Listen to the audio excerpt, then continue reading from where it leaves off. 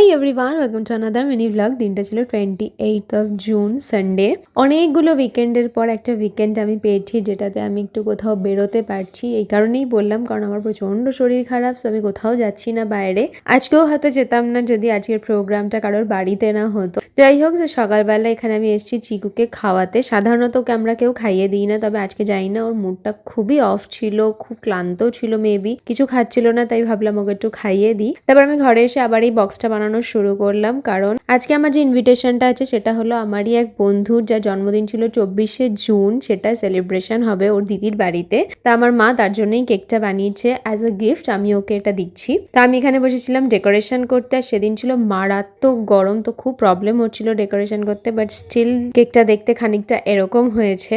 আর খেতেও সবাই বলেছে খুব ভালো হয়েছে, বিকজ আমি যেহেতু খেতে পারিনি, আমার এগুলো খাওয়া এখন বারণ। তাও বসে গেছিলাম রেডি হতে, অ্যান্ড দেন আমার মনে পড়লো যে আমার মা দুটো কাপ কেক বানিয়েছে, ওই বাড়িতে দুটো বাচ্চা আছে ওদের জন্য, তো সেগুলোও প্যাক করে নিলাম। তো এই হলো আমার লুক। টুকটাক যে জিনিস সেগুলো আমি ব্যাগে নিয়ে নিয়েছি, ওই বাড়িতে গিয়ে আমি সাজুগুজু করবো। ওই বাড়ি যাওয়ার পর দেখলাম এখানে ফুল দমে রান্না বান্না চলছে, চিকেন রান্না হচ্ছে এখানে। আর আকাশটাও সেদিন ভীষণ সুন্দর ছিল, এক সাইডে পুরো মেঘ আর মাঝখান থেকে সূর্যি মামা উকি দিচ্ছে। তারপর বিকেলের মধ্যে বাকি সবাই চলে এসেছিল, তো এখানে আমিও চলে এসেছি কেকটা নিয়ে। আমরা সবাই ভেবেছিলাম ওকে একটা প্রিন্স ট্রিটমেন্ট দেবো। তো এই হলো আমাদের বার্থডে বয়, সবার সাথে ছবি টবি তুলে ও শুরু হলো কেক কাটিং।